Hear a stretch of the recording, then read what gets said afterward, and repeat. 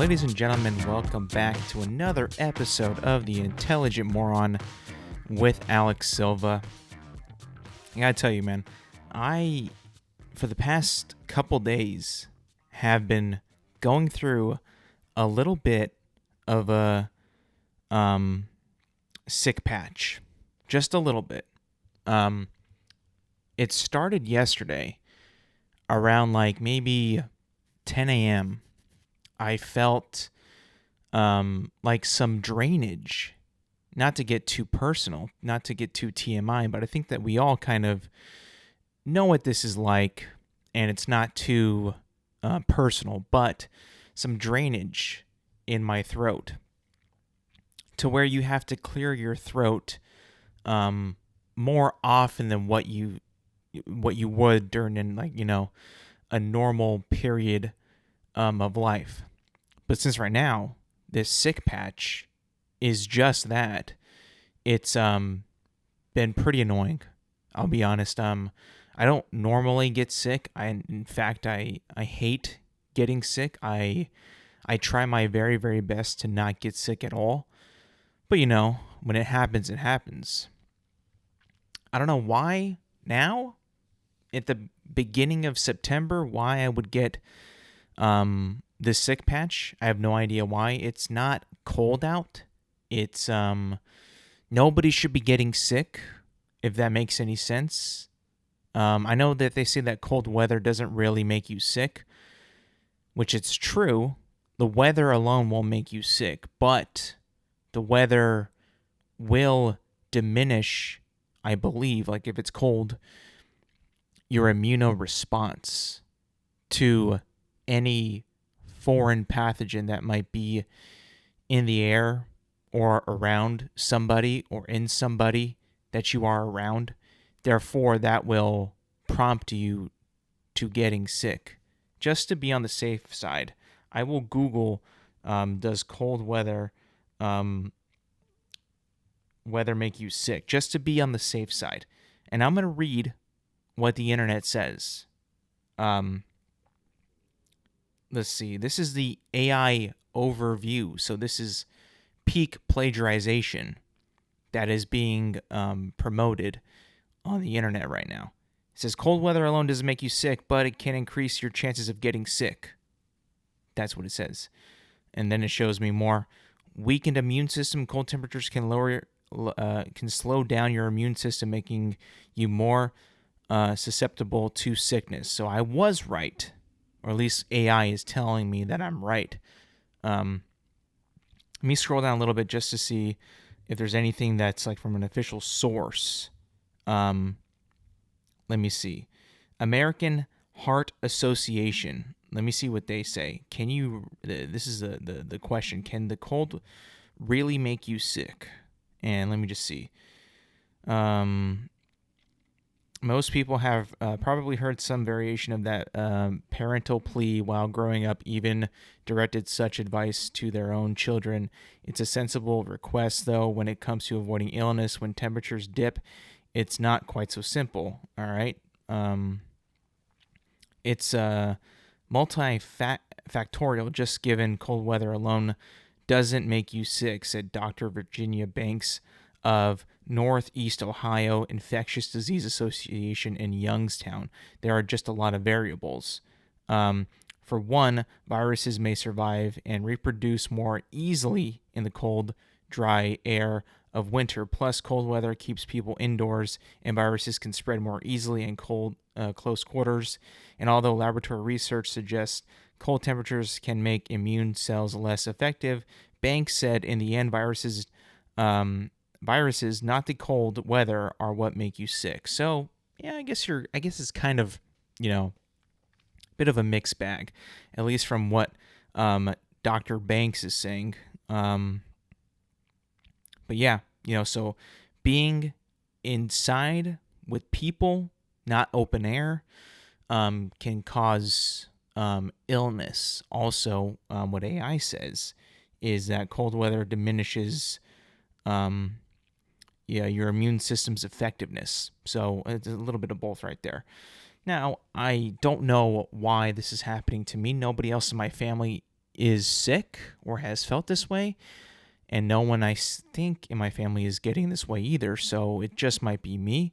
Whatever I might have caught is plaguing me at the moment. But you know what? I'm a tough SOB, and I will endure the pain and suffering and the way I feel at the moment. It will pass. I'm a type of person, though, that when I do get sick, and how rarely I do get sick, I like to have like a bit of a mental countdown in my head of how long it will take me to get better. I don't know if anybody else is like that, but I'm like that.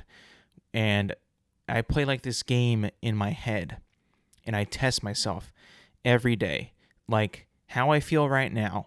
Like, let's say it's like on the beginning wave of a sick period of my life, and I'm not feeling very good. I will then measure my sickness level on a scale of 1 to 10 days after, like the following days after. I will measure how my sickness level feels.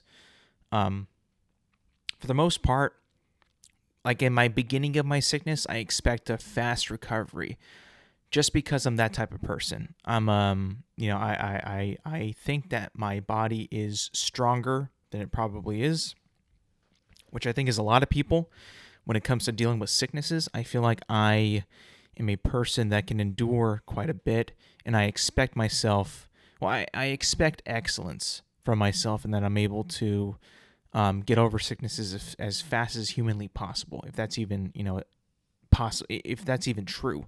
Like, if I myself can get through sicknesses as, quicker than normal, and every day I'm like, am I better? Am I not better? This is kind of subsiding. This is not really subsiding.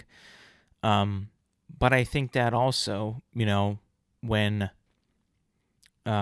medicine, for me, is just a big fat blanket over your sickness. I used to think that medicine actually cured you, but no, it would just take away symptoms. You would still be sick, and once that medicine just wore off, you felt the sickness come back, which is, when you're a kid, you're just told to, take this, drink this, and then you'll feel better, which, is partly true, but it's not a cure, which I thought it was when I was a kid.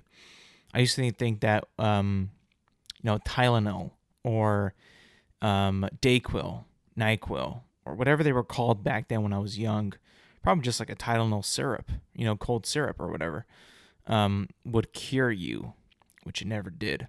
It would just make your symptoms subside. And I used to think that would be the cure to sickness. And as I've gotten older, I'm like, wait a minute, this is all just, bullshit just to get you through the day, because if you don't have, time to take off work and you're sick, you'll need that. Nowadays, when I am feeling a little sick, like sicker than I am now, I would, try to, make myself like a medicine, game plan. Like, I would go to sleep with some NyQuil, and then I would wake up and take some Dayquil along with an ibuprofen, if I'm feeling like achy or sore. And then I would also hit myself with an emergency, electrolyte supplements to get myself juiced up as much as possible for the day ahead, because I don't want to feel bad. The worst is, when you're feeling, crap at your job. Also, though, growing up with allergies really kind of makes you in that mindset all the time. I'm a big allergy guy. I am allergic to dust, pollen, cats, and when the allergy season hits, or when I know I'm going to go somewhere where there's a cat around, I need to take, precaution. I need to put on my shield and protect myself. For me, that is like Claritin. That really, hits the spot in terms of when I am up against, foreign enemies when it comes to allergies and pathogens. That tends to help a lot. I've noticed that, like whenever it's coming on, I take it and I feel much better. But yeah, right now going through a little sicky wicky patch. It's nothing big. It's nothing major. It's pretty minor, if I'm being honest. It's not like something that, is going to derail my entire week, my entire schedule. But then again, it's not something you want to go through. It's something that you want to be done with quickly, is what I have, learned as an adult in my adult life. Back when I was a kid, I would always pray. I would actually pray to the Lord Jesus Christ, like, please make me sick so I don't have to go to school. Now I'm like, please God, keep me from getting sick. That way I can go to work. That way I can, stay productive. That way I'm able to exercise and work out and be productive. You know what I'm saying? But also, not only am I sort of sick, but a couple days ago, I just went outside.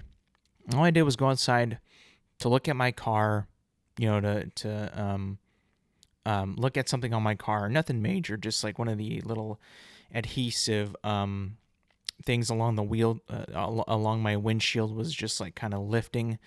So I put some Gorilla Glue on it to make it stick down. But I was there for like maybe 5 minutes outside. I swear to God, I'm not exaggerating this. I got absolutely chewed up, eaten alive by mosquitoes outside. And I mean, my legs are all bitten up, and I got bites all over my legs, my wrists, not really my arms, but mainly my legs. And I'm just like, I think that this is just, the worst time of year is summer for sure. Not because of the heat, but because mosquitoes are just running rampant, where it is like impossible to be outside in shorts without any like type of bug spray protection. I mean, it never used to be this bad. I don't know what it is. I live in California, which is pretty dry, and yet there's still like mosquitoes here. Like, I don't have a pool. I'm not by any puddles. I'm not by anything that's like super moist and damp for mosquitoes to be around. I just keep getting bit. And you know what? Now that I think about it, I did start getting a little sick after I did get bit by mosquitoes. Now, hopefully, knock on wood, this isn't like some kind of like freaky like mosquito virus that I have that's like, very small in the beginning and then balloons into something that's really serious. Because I remember like maybe 15 years ago, maybe even 20, it's been a long time, when West Nile virus was like, a big like talking point in the news back then, and a thing that you should be concerned of while being outside and in nature in general. Like, that thing I remember was like a big health, scare, public health scare, because mosquitoes, man. I mean, I don't know if a mosquito really has any beneficial traits to an ecosystem, but I would probably bet on it does not. It is literally just like a pest, and a pest that like spreads diseases and whatnot. I mean, I guess you can say like a mosquito is like a good like source of food for like a spider, maybe like a lizard or some kind of smaller bug that, eats mosquitoes. Whatever it is, they need to do a better job at knocking down the mosquito population, because, I mean, as soon as I'm outside, I just hear like a little zzz in my ear. I know what it is, and I'm just like, I need to get inside quickly. And I'm just, surprised, like, they haven't been able to bite like around my ears because, well, for one, I swat it away pretty quickly as soon as I hear the buzzing. But two, they ain't joking when like, mosquitoes are like, on you. You can't feel those fuckers, at all whatsoever. I mean, how did I get like 10 bites without even really noticing until it's too late, until I'm already itchy, It's just annoying. Like the one on my wrist that I got, recently, I remember seeing like very shortly after I was bit, because it was like a white dot and then like red all around, like, uh-oh. And I saw it. and I began itching as soon as it happened. And I'm like, I just got bit and I didn't even notice. These mosquitoes are like freaking assassins. The only mosquito that I like is the one in B Movie with Jerry Seinfeld, voiced by Chris Rock. That was it. That movie, is a work of art, is an incredible meme movie, but also is a movie that is one of a kind. A bee and a human woman sort of have a little bit of a love relationship, and it is quite the film where you see everything from bees, living in their little hive, being assigned jobs. They all work in the same industry, honey. Whether you manufacture it or you manage how it's manufactured, whatever it is, that's their society. That's how they work. They're a tight-knit bunch, very hard workers. I respect bees quite a bit. And in that movie, you see how bees run the world, essentially, how bees are so needed for the planet to survive, to be green. They pollinate everything that's like growing on this planet. Flowers, grass, weeds, all that shit is pollinated by bees. And their process of, honey and all that stuff. Like bees are actually, I hate bees, right? They freak me out because I don't want to get stung by a bee. Much less like a swarm of bees that's like angry and gonna, sting the shit out of you is not good. But it's at least like they have a purpose. A mosquito has no purpose and is like borderline invasive. Like I said, the only thing that is a mosquito in my eyes has a purpose is just being food for other bugs, like those mosquito eaters or like, lizards and spiders and all that, right? But they need to do a better job at maintaining the mosquito population, which always seems to be, so large, and just mosquitoes, you can't even see them, like to the naked eye unless you like really focus and like, oh, there's one. It's landing on me. They're so fast. They're like hummingbirds. They just move and they're there. They're there and then they're over there and they bite you and it's over, But yeah, knock on wood. Hopefully this isn't like some kind of weird ass mosquito virus that I have. I don't think it is. I don't know if like they these mosquitoes actually have a type of sickness like this. But then again, I have no idea. I've never had West Nile. I've never been anywhere where I could catch malaria or anything like that.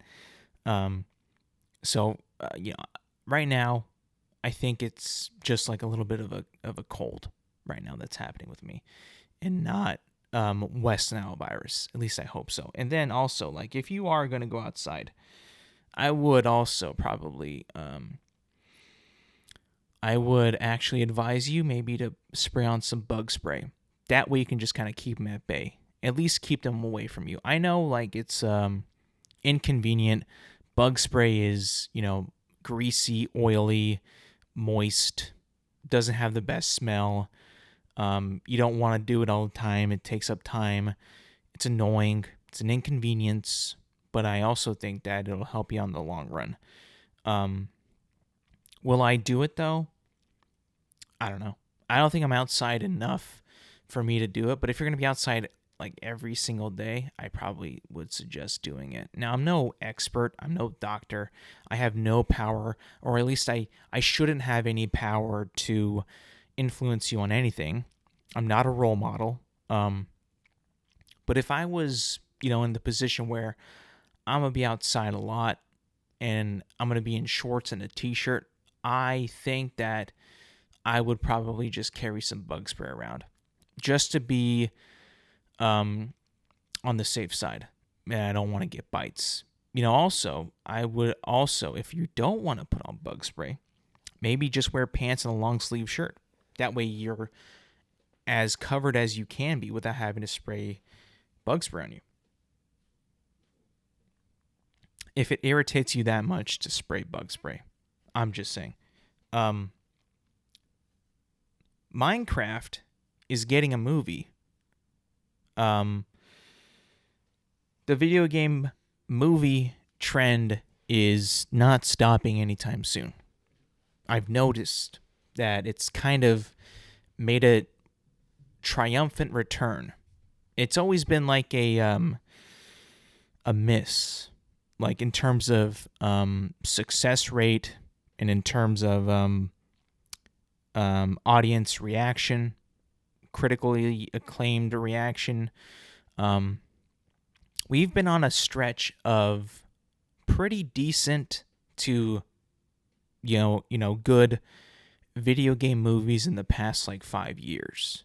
We've had Sonic 1, Sonic 2, we've had Super Mario Brothers, we're going to get Sonic 3, Minecraft is now coming out, but we've had some stinkers. We had Borderlands, which I heard was not very good at all, which is based off a video game. And then we've also had some good adaptations when it comes to the TV medium within Fallout, The Last of Us, and we've had a pretty shitty one also on the television medium in Halo, which is now canceled, which has been canceled now, at Paramount Plus. So we've had like the best of times and the worst of times. I would say probably more on the best of times, seeing that at least there being more positive than negative TVs,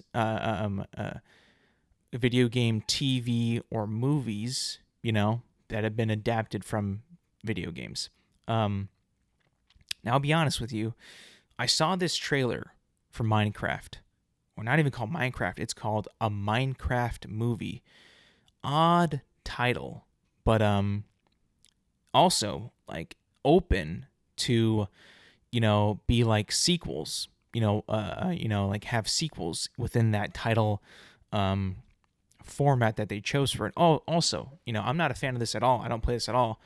In fact, I think it's pretty cringe. Five Nights at Freddy's was another successful video game movie adaptation that came out just, I think, last year, and has already been greenlit for a sequel. But nonetheless, Minecraft is coming out, I think, this year. And I gotta tell you, man, I'm not excited because I'm just not a Minecraft guy. And I know a lot of people are. A lot of my friends are. Like, they don't play it like a lot, a whole ton. In fact, rarely ever. But when they did, like, they were playing it quite a bit. And they've always respected Minecraft for what it is. And, would periodically call it a good game. And actually say that Minecraft is a good game. Which, I'm just not one of those guys. I didn't play it enough. I didn't care enough. In fact, it was like exactly the opposite of what I want to do and play in video games. I don't want to, just play in this big, massive world, building things, mining things for like, materials and stuff and building structures. On top of it, the game looks like absolute shit. I get it. That's the gimmick and that's the design and the style, but it just isn't for me. I don't care enough to play that game and to spend my time playing that type of game. I just don't give a damn. I would rather play something cooler, much more violent, much more of a better story. Minecraft to me is a gigantic turn away. Like, I would not play that. And all of its spawns, too. All the games that was, like, kind of, like, copy the idea, like Roblox. And I'm pretty sure there's a lot more others like that. Look at Lego Fortnite is kind of like its own version of Minecraft. Which that died pretty quickly, thank God. It's something that I never caught on. But obviously a lot of people have caught on and really like it, and that's why it's getting a movie. the trailer itself, I don't know what it's about at all. I know that Steve from Minecraft is like the cover guy. He's being played in the movie by Jack Black. There's also Jason Momoa and some other actors that I'm not aware of who they are. Probably some up and comers, maybe done some like more recent things. They're like, oh, we can put these guys in it. But if I'm being completely honest, like, don't know what it's going to be about at all. Is it just going to be about them building things and then fighting off like zombies and creepers and like stuff like that? It's also going to be a live action movie. Humans are in a Minecraft world. How do they get there? Is it going to be like Mario where he falls into this other dimension and is in the Mushroom Kingdom? Because in the movie Mario, he's Mario the way he is in like the in the games and the cartoons. He's cartoony. He just falls into a portal in like a sewer and then goes into the Mushroom Kingdom. Is it going to be like that, where like we get some real world shit and bada bing, they're in Minecraft, and that's how they're in Minecraft? They have to build.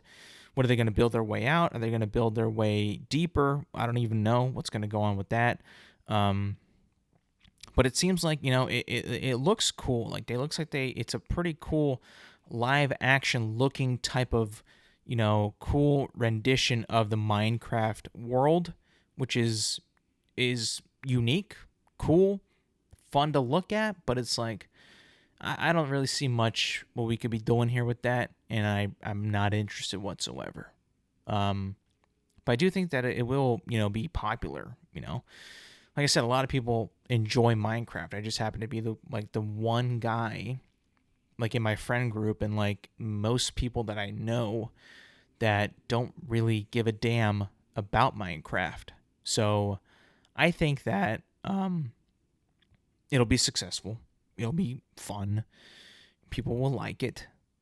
I think that, if these, there's been enough successful video game adaptations nowadays that if you stick very, very, very close to the source material and how the game feels and are able to adapt it into a film/TV, you will have a high success rate.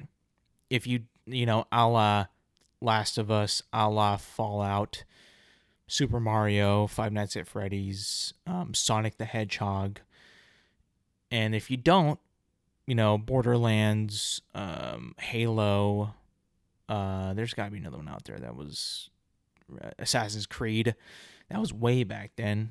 That was one that I saw in theaters that I was like, this could be kind of lit. And I walked out absolutely hating it. Everything about it, just like, this is terrible. And that was a major motion picture starring like A-list actor in Michael Fassbender. And I just couldn't believe that it actually got made. But there is, you could easily do it. You could do it like the Fallout way, where it's a creative new story in that universe, and make a new story with new characters, a new vault, a new everything, a new location, and make it totally like believable that it's in that world, and nail the tone, and nail, the aesthetics, the vibe, the world, and make it just great live action, and have people love it. You could also just page for page adapt it the same exact way as it is in the game, like The Last of Us, and get the same type of like love and support. Or you could completely do it your own way, change a lot of things purposefully, in a way that you alienate everybody who's ever touched that or game in the first place, and even, have no audience whatsoever, and make a really, really shitty TV show like Halo and bomb after 2 seasons. You have choice. I think, from what I've seen with this trailer, is it looks like it's going to be very truthful and loyal to the game. And I'm seeing, when I look at it, a very, very, very high success rate with this movie. I mean, another one that actually kind of, changed a lot and also kind of kept like the same spirit and tone and characters, at least, pretty much right, was Sonic. With like the second movie being like half a romantic comedy with the human characters and then half a Sonic movie. Even though it was kind of like that, I mean, the Sonic stuff was still pretty tight. The romantic comedy in that movie was very jarring at times. It was very surprising, and half the time I was like, what the fuck am I watching? But also, in a way, still kind of fun. Like, kind of family friendly fun. That, I mean, like, you wouldn't, like, think that that would be in a Sonic game, but in a Sonic movie, in taking place in the real world, kind of makes not sense, but it works. It just kind of works. But I see nothing but a high success rate from this movie. Obviously, it's got the star power. Obviously, it's got the look. It's got the budget behind it. I mean, everything looks crisp and nice. So it's going to get the straight visual appeal. The shock value is there. The question is this going to be enough for people to be like, it's cool. You should go check it out. The word of mouth, is that going to carry, if anything, for this movie? You can get some, a pretty good looking movie, right? And it's shit. And people are like, do not see this film.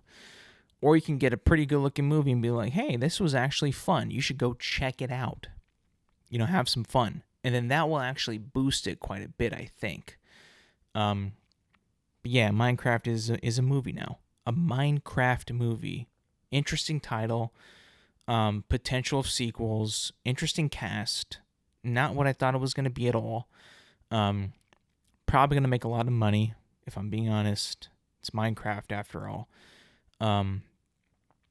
Yeah, I know, like, I'm not a fan. I don't want to see it, like, not succeed, but, and I truly don't want to see it. I don't want to see it fail. But it's just not for me. I just don't care. Another thing I don't care about, which is still coming out very soon. Shouldn't be coming out, but it is. Joker 2, coming out very quickly. Like, very quickly. And IGN had actually posted a review of it. Now, I don't believe IGN in their reviews because they give a lot of 7s. And I think it's because what I think. It's not, I don't know if it's true or not. It's just kind of what I think. You see things, and our opinions just do not line up whatsoever. When you have a broken game that doesn't work, that looks like crap, that has so many things you gotta jump through to make it look and perform, decent, like Star Wars Outlaws, and you give that game a 7, you kind of scratch your head like, are you guys being paid to say that, to give that review? Because we're in the business of selling things, right? I mean, this is the business of, a game, a movie, whatever is being sold to people to go buy or go see, right?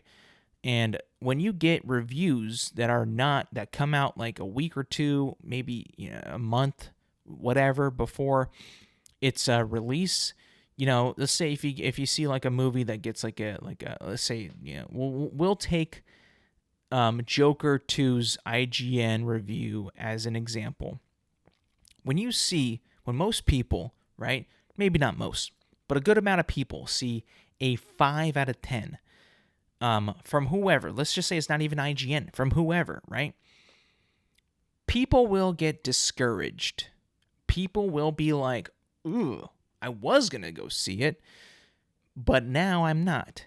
Now, I firmly believe that you should see this movie for yourself, if you want to see it. If their trailers and their marketing is catching your eye and you want to see it, no matter the review, you should see it. If you're on the fence like me, if you're maybe going to see it, if you're just barely hearing about it, if you've never heard about it and you're seeing this review, this score, you're probably going to be like, ugh, never mind. Do you think that these companies, these studios, want that for their product?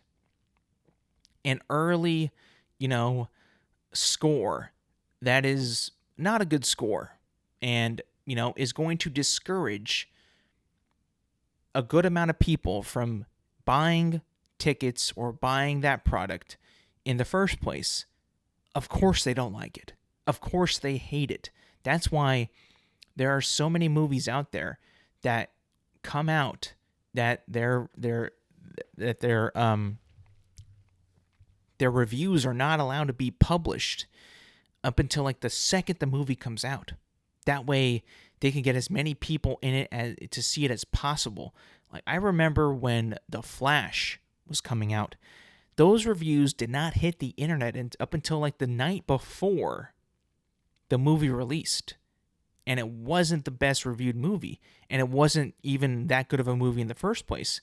And it didn't make any money. So, but it probably would have made a lot less money if the reviews were out like maybe 2 weeks ahead, and it completely backfired, and it made it so the movie outperformed even their worst expectations. So when Joker gets a 5 from IGN, who is the king of 7s, 7 out of 10s, which is a good review, which is a good score. It's a good, that's what it earned, is good. You kind of question, you're like, interesting. Like they would give, a lot of things, a 7, a lot of things a 7. Things that were not deserving of a 7. And this gets a 5. And you're like, are they telling the truth on this one? Are they actually telling the truth of how it is? Was this guy credible at reviewing this film? That's also comes in part of it too. They have so many people at IGN that review things. So it's like hard to gauge like their, where they stand on most things. But then again, it's like that's how it is for everything too. So it's like, I don't know. I mean, seeing it get a 5, and I was never excited for this movie at all. Like it was not on my radar whatsoever. I'm not like, I gotta go see Joker 2. Like, no, I don't care. Seeing it get a 5 out of 10 from IGN is like, wow, okay. Now I really have no excuse to go see this. Sometimes you can just kind of tell that things are not going to be that great. Things aren't going to be as good as they seem. And Joker 2 never, to me, ever seemed like it was going to be a cool movie whatsoever. And I'm just not going to see it. For one, because I'm not interested. 2, didn't seem like it needed to be made whatsoever. I was completely fine with Joker 1, and that's that. Seeing this movie got a 5, I'm like, IGN's very soft. They're very giving. They're forgiving, whether it's because they're paid off by these studios or what. They're very forgiving. This movie seems like now, when you see IGN give it that review, is like, maybe this movie should not have been made in the first place. Maybe it should have just been a one and done, which I was completely fine with. And the movie itself kind of made itself feel that way too. I don't know. The one movie though that I was super like hyped for. This is a movie that came out like maybe 8 or 9 years ago. I can't remember, but it was a while ago. But it was a movie that I had very high interest in, and very high, like I really, really want to see it. And it was like the marketing worked for me, the story and the plot and the theme of the movie worked for me so well. And I was like, I loved who's in it. I love what it's about. I need to see this movie. I don't care what the reviews are, because, hey, you know what? I am also in the same, boat as most people, where if it interests you and it's getting not so good reviews, still go see it because you want to see it for yourself. And that's what happened to me with the movie. Let me see if I even got the time right. 8 years ago, 2016. Live by Night. Live by Night was a mobster movie starring and directed by Ben Affleck, and about a Boston-bred gangster set up shop in Florida during the Prohibition era, facing off against the competition and the KKK. And this was, a movie that was like, mobster drama, star power. Like I was like in on it. Like all the trailers, all the marketing. I was like, this is gonna be a fucking sick movie. Ben Affleck doing a mob movie. I'm in. And the reviews came out, and it wasn't doing so hot. And I was like, fuck that. I don't care. I'm gonna see this shit because I want to see it. Then I saw it. I'm like, not very good. Not very memorable. Kind of boring. Not really unique in a way. Nothing I've never seen before. And just kind of, flat, boring. And I was like, you can just kind of tell that the effort wasn't really there. Like, did they believe in this script? Did they believe in the story? Doesn't really seem like it with watching this film. So, I mean, it happens, it happens to everything. You think that something's going to be good. You give it a shot, and then you're like, ooh, I mean, like, that was, yeah, I mean, the reviews are, kind of right. I mean, it wasn't that good. So I have been duped, bamboozled, led astray from time to time. That has happened, right? So yeah, looking at Joker, like, I'm not interested. It probably deserves that 5 just because, I'm a hater of that movie. I'm a hater that it even exists. I'm a hater that it was even made. That doesn't mean you have to be. That doesn't mean you have to listen to me. Like I said, I'm not a role model. I'm not an influencer. I just have opinions. And IGN giving it that review, I'm just kind of like, In a way, I was thinking like, yeah, I was right. That movie should not have been made. So in a way, I'm not saying I'm winning, but I might be right. Some thoughts on another game, not a game that's going to become a movie or a TV show, but a game. Black Ops 6 beta, Call of Duty Black Ops 6. I'll be honest with you. Going into this beta, I was excited. One, because it's a new Call of Duty. It's not modern, which I'm a big fan of modern warfare. I love modern warfare. But I'll be honest, the Modern Warfare franchise has kind of run itself to the ground. Like, Modern Warfare 2019 is what got me back into Call of Duty. And I loved it. I loved every second of it. I showed up late to the party. I started playing Modern Warfare back in 2020, right before COVID. And then Warzone launched, and then I was gone. And then that was the summer of G, and I was gone. And Modern Warfare was my gateway back into Call of Duty. And then I was so hooked on Modern Warfare, up into Modern Warfare 2, and Modern Warfare 3. Even though I did see that the games Modern Warfare 1, Modern Warfare 2, Modern Warfare 3, in my opinion, declined one after the other in terms of quality and in terms of care and just in terms of like what they could get away with and what they could not get away with. The fact that MW2 and MW3 kind of became one in terms of like gunsmith and all that ruined it for me. That was overload. I was sick of it. After a while, I was done. The campaign for 3, I didn't even touch because I heard it was terrible. While as 1 and 2s were great, I did not care for 3 because I heard what it was, and I was just like, nope, I'm not even going to ruin what I had experienced before. And then I was just a little too Modern Warfared out. I was. It kind of gets to you. So me not being a Black Ops guy, having gone through a overload and an overstayed modern warfare 2 years of, in my opinion, getting worse and worse.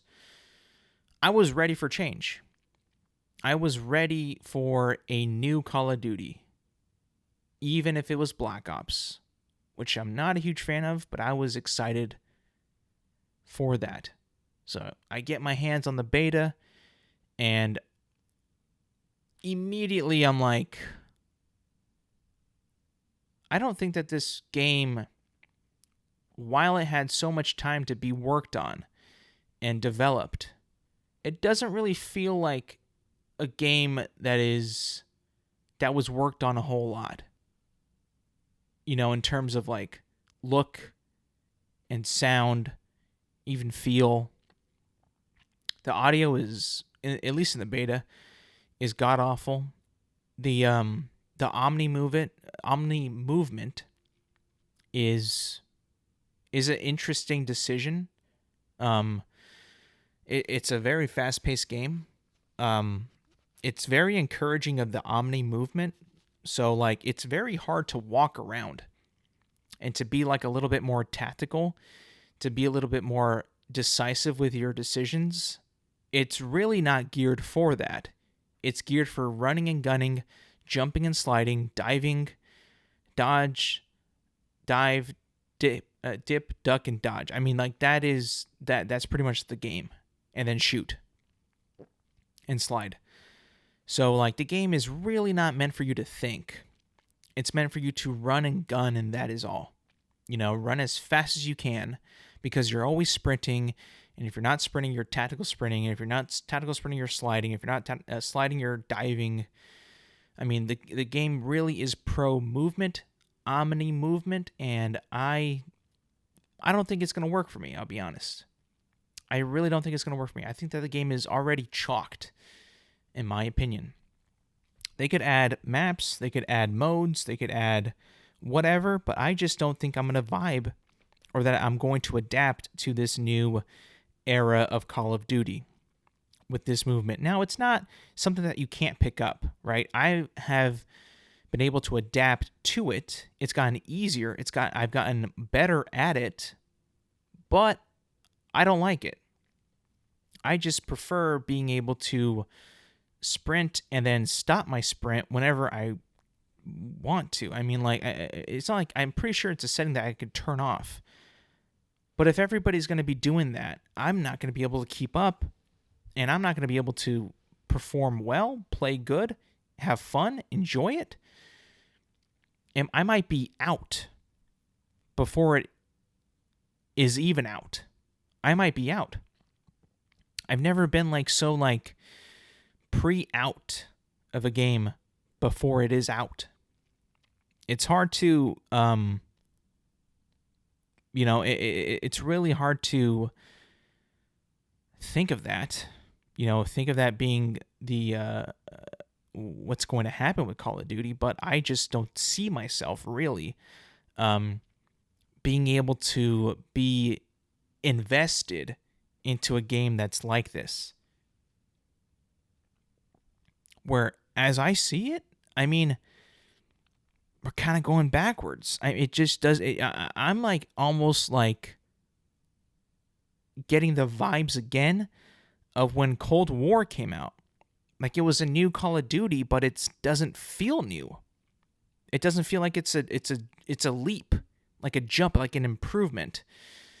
It feels like a downgrade, even from MW3, which is not the greatest game out there, but it still kind of feels like a little bit of a downgrade in terms of audio, visuals. I mean, the audio in this game is terrible. I mean, guns sound so bad. That's one of the big selling points for me was with the modern games was the guns like sounded like guns. They had like, you would shoot and be like giant echoes of like the gunshot. It felt real. It felt cool. Like I was in a battle. There's none of that in this. I mean, they all sound like just like pop guns. All very similar. And I'm just like, I'm not getting, military shooter at all with this. What also killed me with Modern Warfare 3 was just like the insane amount of candy ass, corny, silly skins that they were putting out in this game, and I was just like, this game has lost its identity like 100%. Like this is, I mean, it's gone. The identity for this game is just gone. Now, if Black Ops can tone back the corny, silly skins for the operators, I'm not saying it's going to reel me back in, but it will, make it seem like, well, they actually kind of care about the identity of the game, so I'll give them respect for that. But in the direction that they're going from the jump with this Omni movement and the cracked out, movement and speed and ferocity of the gameplay, and just being, you have to look everywhere all the time. Don't know if I want to do that. I don't think I want to do that. If I'm being honest, I don't think I want to put myself through that. Really don't. Which is sad. It's sad that I'm at this point where I now do not want to put myself through that. I want to spend my time that I have, my free time that I have, enjoying the games that I play. If I'm not enjoying the games that I play, you're probably not going to catch me on that game. I'm probably not going to be on that game for very long. The only saving grace for me, honestly, with that game, though, is 1, the campaign, 2, zombies. And I'll be honest with you, if that Omni movement is a part of the campaign, and it's going to be part of the campaign, but if it's like such a major part of the campaign where that's all you do, I will feel a little like forced into playing it like I don't want to be forced to play it a certain way, I get it. They wanted you to feel like an action hero, and in multiplayer being able to dive and shoot, slide and shoot. I get it. I understand that. But I think that they just made it so now you really have to move around and be fully engaged every single match for you to even be able to compete with the crazy, crazy COD players out there that it's like, they're already crazy in MW3. And this just gave them an even more of a threshold to be even more crazier than you could have possibly imagined. And now you have a choice. You have to adapt or you're out.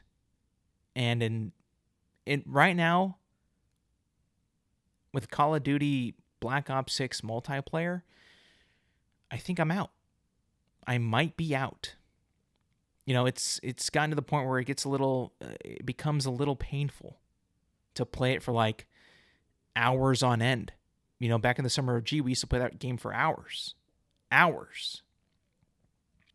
Now, I don't know if I could do that. Now, I've gotten older.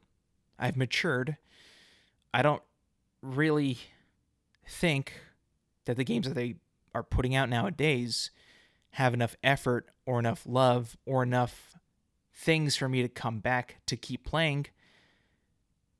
And in this game, at least the beta so far, I don't see enough content and just sheer fun gameplay in it for me to come back and continue to play. That's just my opinion, but so far, it's not looking good. It really isn't looking good. And I can't really judge the beta on the content of the beta because the beta is not supposed to be the full game. There's only like 3 or 4 maps right now in the beta, which I was like at first like, oh, that sucks. But then again, it is a beta. So it's like, well, they can put like the whole game in every single mode on there. I mean, it's just, it's just a test, right? They're supposed to see like what players think about it. But overall, Black Ops 6 beta, not impressed at all. Graphically, not impressed. Engine, not impressed, even though I don't really know what that is. Sound design, not impressed at all. Omni movement was kind of cool in theory, kind of cool in the trailers, but when it is put into live practice and how players use it and potentially abuse it, I don't think it'll I don't think it's gonna keep me on the game. And just not really an it just doesn't seem like an improvement. It's like deja vu all over again with Cold War and now Black Ops 6. It's like it's rinse and repeat. It's just and now this is gonna be a Game Pass game. You don't gotta buy it. If the game feels like it should be a free game. It feels like X Defiant, where you play X Defiant, you're like, yeah, this is a free game. There ain't nothing here. There ain't nothing here in this game for me to be like, oh, I'm glad I spent money on this game. Now, this feels like a free-ass game. A free-ass game, like full through.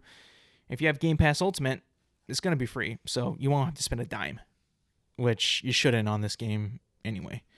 Ian McKellen is going to return to play Gandalf in the new Lord of the Rings films. Right now, working title is Lord of the Rings: The Hunt for Gollum. He was approached, and he seems like he wants to do it. He loves that character. He loves the role. Loves the world. It's going to be directed.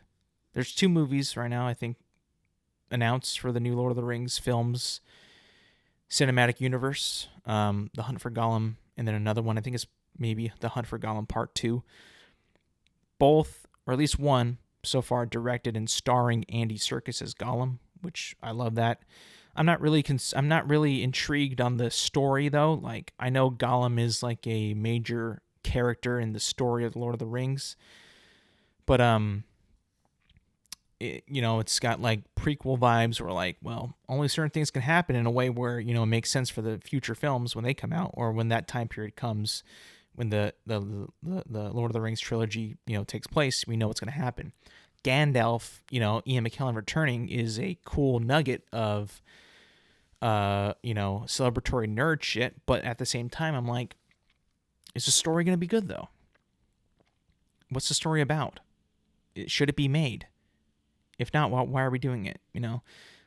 I've heard a lot of things that people want to see with the new Lord of the Rings movies, because they've announced that they're going to be, really looking at the movies and making more movies for that Lord of the Rings cinematic universe and making more of it, because I would say because Rings of Power is so shitty, it's so bad, that they know that Lord of the Rings fans are really hungry for true Lord of the Rings, and that they have a responsibility to return and give us more. Even though, should we really have more? I don't know. If there's a good story to tell, then yes. If there isn't really a good story to tell, then no. It's like Gladiator 2. Is that a good enough story to tell? To have another Gladiator movie? From the trailer alone? For me, no. But I don't know. I guess we'll have to see. Even though I'm not really interested. But Ian McKellen coming back as Gandalf is, at least a sign of like, oh, I mean, the guy who played Gandalf wants to come back. That's cool. That he's interested, that he likes the character. That's always nice. But do we need it? Do we? Probably not. But if he wants to do it, let's do it. Quickly, before I get out of here, I want to talk a little bit about football coming up. Football is here. Today is the first game, the first Thursday game of the season, everybody. I'm excited. I hope you are. I love football. You guys all know that how much I love football, and how much it makes me happy to have football. I mean, today we're gonna have Ravens at the Chiefs in the first game of the season. I mean, I cannot wait to watch this later today. But also, what has happened is fantasy football is back, and I'm going to be talking about my team, who I have drafted on my team. And I gotta tell you, I'm excited. I'm ready for the season. Our league is a 14-player league, so 4 more than last season. So when we were getting close to the end, I'm like, who the fuck are these players? It's going to be tough. It's going to be a very tough season for me, for everybody, and I'm ready to go. So here's my team. Quarterback, Jared Goff. Wide receivers on my starting lineup at least. Nico Collins, Keenan Allen. Starting running backs, Christian McCaffrey, Zamir White. Tight end, Travis Kelce. We got 2 flexes. My first flex is Dalton Kincaid and Cortland Sutton. My kicker is Jake Elliott. My defense is Pittsburgh. And then my bench is Khalil Herbert at running back. Luke Musgrave, tight end. Jaleel McLaughlin, running back. Josh Downs, wide receiver. Sam Darnold, quarterback. And Wan'Dale Robinson, wide receiver. Now, like I said, you probably heard some names that you probably haven't heard of. For me, I've heard them, but not very, very often, because it is a 14-person league. So we were getting to like the bottom of the barrel of who we know that is on teams. I mean, it was a wacky draft. It was a long draft, but I'm still happy that I'm part of it. And I'm ready to win this whole league. Last year I finished second place. Now we have 14 teams now, so that's more competition.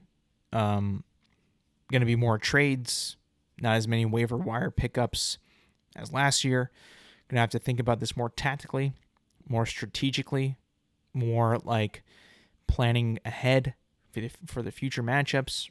Right now, I think I'm let me see. I'm projected to win in my first matchup. Now, I don't think that matters, honestly. Projections are bullshit, but it always kind of makes you feel like I can't wait. But yeah, I'm ready for fantasy football. I'm ready for football to begin. Real quick, do like a quick game previews of the games that are gonna this week. Week 1 is here. I mean, today's the day. We're ready. I'm ready. Let's see. So week 1, Rams at Lions. My Rams at the Lions. I think we're going to win. I think we have a good team. I think we have a really good offensive line. I think we have an elite quarterback. And I think that we are going to be, in contention to winning the NFC East. So there's NFC West, sorry. The Lions are also really good too. And contention for the NFC North. They might be the best team in the NFC North, if I'm being honest. But a rematch of the game that knocked us out of the playoffs last year, back in Detroit, Stafford back in Detroit. Man, I'm ready for this game. Chiefs-Ravens, Ravens-Chiefs, sorry. I'm going to go with the Chiefs just because the Chiefs are so damn good. I mean, Travis Kelce seems like he's going to be on a statement season to make, because people are thinking like, oh, he's going to be older, he's going to get less touches, he's going to be on the ball less. He's made it very clear that he doesn't want any restrictions, any setbacks. He wants to just play football hard. And I think that, while the Baltimore Ravens are really good, they have a lot of weapons. Lamar Jackson, I think that the Chiefs just, sneakily are like, not sneakily, are just the best team, best coach team. They always seem to add the right pieces, the right players, and they just know, that, they've been getting better, but it seems like every year. Let me see. Friday game, Packers-Eagles. I'm going to go with the Eagles just because I think that the Packers are still kind of, adapting to their new team. The Eagles have a lot to prove. That game's going to be in it's going to be in Brazil, I think. Let me see. Yeah, it's in Brazil, which is kind of crazy, but that'll be in Brazil. Kind of weird that they're having a game in Brazil, but, whatever the NFL wants to do with these international games, I guess they can keep doing it. Sunday slate, Pittsburgh at Atlanta. I'm going to go Atlanta just because I think that they have the better quarterback in Kirk Cousins. Let me see. Arizona at Buffalo. I'm going to go Buffalo. I think that Buffalo is a better team overall than Arizona. Tennessee at Chicago. I'm going to go Chicago because I think Chicago has more weapons than Tennessee, at least offensively. New England, Cincinnati. I'm going to go Cincinnati just because the New England Patriots don't have a quarterback. They got no weapons. They got no offensive line. While Cincinnati is like almost like on another redeemable season. Like, we know who we are, and we're going to be, we got a lot to prove. Houston at Indianapolis. I got Houston, actually. I think that Houston has the better quarterback. I think it's got a better coach. I think that they're on the up and coming. Indianapolis, what I've seen from Anthony Richardson this season is not super compelling. While CJ Stroud, I think he's just going to be even better this year than last year. Jacksonville at Miami. I'm going to go Miami just because I think that Jacksonville is still a work in progress. Like, they still don't really know how to run things there. Miami has good regular seasons and not very good playoffs at all. And it's at Miami. I'm going to go with Miami. I think that they're more talented, got more weapons than Jacksonville. So I'm going to go Miami. Carolina at New Orleans. I think that New Orleans is more stable. Carolina is kind of free-falling at the moment. I'm going to go New Orleans. Minnesota at the New York Giants. I don't really like Daniel Jones whatsoever. I think that he is overpaid still, and he's just not very good. I also don't like Sam Darnold on the Vikings, but they do have Justin Jefferson. They have more weapons. I think that the Vikings are better coached with Kevin O'Connell over Brian DeBall. So I'm going to go the Vikings over the Giants. Raiders at Chargers. That's going to be a home game for the Raiders. I think that the Raiders don't have a very good quarterback, whether it's O'Connell or Gardner Minshew. The Chargers have Harbaugh and Herbert, who is still injured. But I think that, a more of a stable quarterback with Harbaugh coaching, even though the Raiders have a new coach in Antonio Pierce, and they're emotionally charged, at least on the defense, and have an actually pretty good defense. I think that, the defense can only do so much when you need the offense to actually score points to win. So I'm going to go with the Chargers on that game. Broncos at Seahawks. The Seahawks, to me, are kind of like dead in the water. New coach, Geno Smith at quarterback.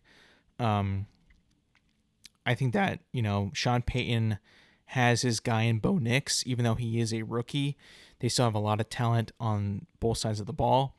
Whereas I can't really name any other players on Seattle, like defense-wise, that could actually, be good. It's all in their offense with Metcalf and Smith and Tyler Lockett. Not much there for me. I think I'm going to go Denver just because I think they're going to be more exciting to watch than Seattle. Dallas at Cleveland. I'm going to go Dallas because they have more, I think, offensive weapons. A slightly better quarterback in Dak Prescott over Deshaun Watson. So I'm going to go Dallas. Washington at Tampa Bay. I like Jaden Daniels a lot. I think he's really, really good. I don't really think that they have much weapons besides Terry McLaurin in Washington. Same with Tampa Bay. Like, besides Mike Evans, who else they got? I know they got Baker Mayfield. Dan Quinn is coaching the Commanders. Todd Bowles on the Buccaneers. So I'm going to go with I think that the defense for the Bucs is going to be able to stop Washington enough. That way they could score at least a few points more than Washington. So I'm going to go with Tampa Bay on this one. Monday night game, Jets at 49ers. The Jets are a new team. They have Aaron Rodgers back. They have their guy that they wanted. Is he going to be good enough to win against San Francisco, who is his kryptonite? Let's be honest. I think he's going to try extremely hard to play very well. And he might get, played a bit. He might throw a couple picks, Aaron Rodgers, that be.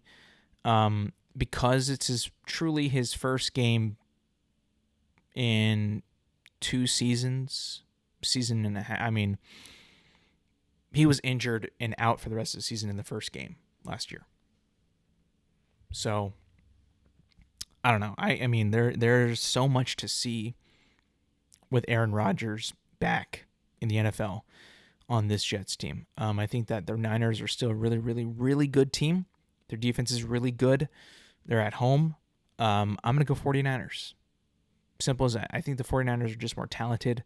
They have more playmakers. They're better in every aspect, I think. And they're motivated. With what happened with Ricky Personnel, their rookie wide receiver, and the motivation from that, getting shot in a robbery, and then surviving, and then working out like the next day, I believe. He got shot in the chest, and he lived. Crazy. Highly, highly motivated team, and I don't see anybody. At least I don't see the Jets being able to compete with that